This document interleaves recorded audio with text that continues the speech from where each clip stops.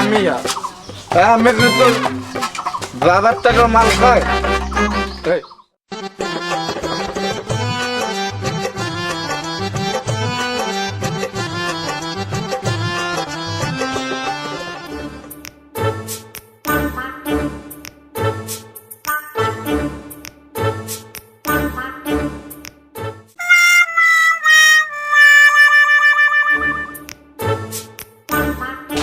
যাই হোক, ছাগলটা বিক্রি করি, আজকে ভালোই মাল খাওয়া হবে।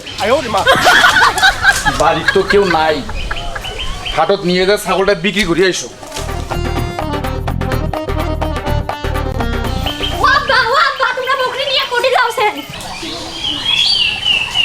মেলা দিন থেকে মাল খাওয়া হয় না টাকার জন্য, হাটত নিয়ে যা বেশি মাল খাবো। আরে ছাগলের পেট খারাপ হয়েছে, গরমের দিন কখন কি হয় না হয় কোয়া যায়, সেজন্য চিন্তা করুন হাটত নিয়ে যায় ডাক্তার দেখাও। বকরিটা তো ভালোই আছে আব্বা, তোরা ভালো বকরিটা এক ডাক্তারের কাছে কৃষক নিয়ে যাওছেন, তোমার তো লক্ষণ ভালো বুঝছো না আব্বা। লক্ষণ তখন বোঝা লাগবে না, মা তুই বাড়ির যা। তোমার ছাগল নিয়ে যাওয়া হবা না, মুই তো বসতো তোমরা ছাগল বেশি আইজো মদ খাইমি। তোর মাটার মতো তুইও বেশি বুঝিস, যা ভাই যা। আব্বা আমাকে এই ছাগল বেশি বই কিনা লাগবে, প্রাইভেটে টাকা দেওয়া লাগবে। আব্বা তোমার পা ধরে আব্বা বকরিটা বেশি যা মা, তো কথা দিন মই বকরি মই বিক্রি করবা নাও। এটা মোর বেটির ছাগল, এটা মই বেচতে পারো পাগলি। সত্য কথা আব্বা। হ্যাঁ মা তুই বাড়ির যা। আব্বা তোমার কথা মই বিশ্বাস করনু, মা আইসার আগে ছাগলটা নিয়ে আইসে। তুই বাড়ির যা, মই যা আমার আসি। আব্বা তাড়াতাড়ি আইসেন কিন্তু। আচ্ছা ঠিক আছে মা, যা বাইর যা।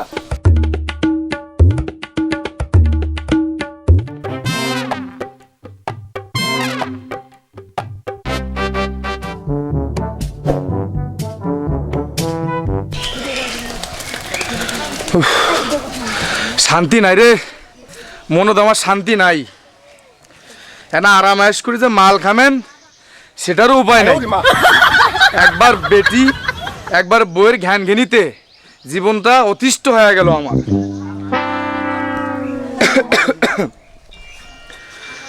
সব মনটা তো আমার মেলা কষ্ট, এবার আমরা বেশি করে মাল খাওয়া লাগবে।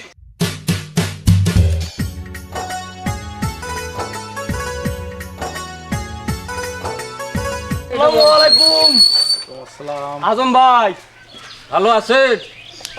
রোমর কেমন আছো? এই তো ভাই আলহামদুলিল্লাহ ভালো। আসেন বসেন। ওয়ালাইকুম আসসালাম, বসে। আলহামদুলিল্লাহ। কিছু কি শুনছেন আজম ভাই? কোন বিষয়টা ভাই? আরে আরিফুলের বাড়ির কাহিনী। কি হলো আজমের আবার?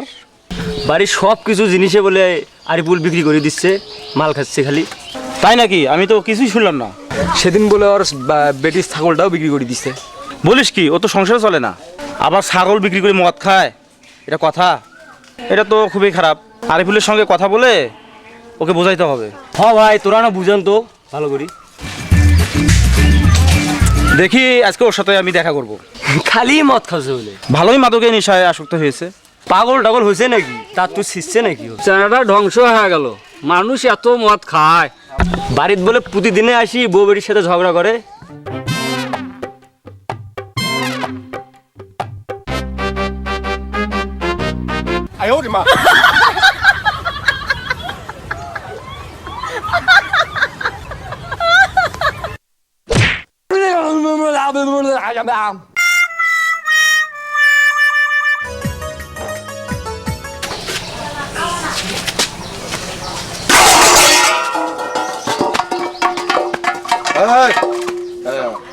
আমি আমি তোর বাবার টাকার মাল খাই। আমি আমার টাকার মাল খাই। 1 টাকা কামাই করার মুরাদ নেই, তাকে ফুটানি। ওই শালি বেটি শালি, তোর জন্যই তো এত অশান্তি এই সংসারে। তোর বাপের বাড়ির জমিগুলা আমার বেড়ে ছাগল বিক্রি করা লাগে। দুনিয়ার লোক মরে তোরা মরেন না? হে আল্লাহ, এই মদ খোরের হাত থেকে আমাকে মুক্তি দাও। এখন মুই প্রাইভেটে টাকা দিম কি দিয়া? সুন্দর পরীক্ষার ফি দিন কেঙ্কারি মা? ওই মাতালটা কও সারা জীবন মুখ জলে খাইলো। মা তুই তুই চিন্তা করিস না, তোর টাকা আমি ব্যবস্থা করে দেব। তবে তোর ওই জখনির মাওটা অশান্তির মূল। থাক, আর কিছু কওয়া লাগবে না। তোমাকে চেনা হয়ে গেছে আব্বা, তোমরা আমার বাপ নামের কলঙ্ক। ঠিকই কইছে, তোর বাপ নামের কলঙ্কই। বেটির পড়ালেখার টাকা দিয়ে কেউ মদ খায় দুনিয়াত?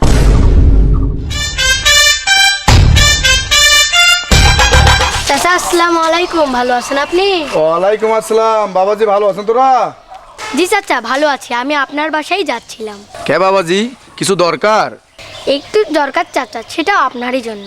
কত বাবাজি?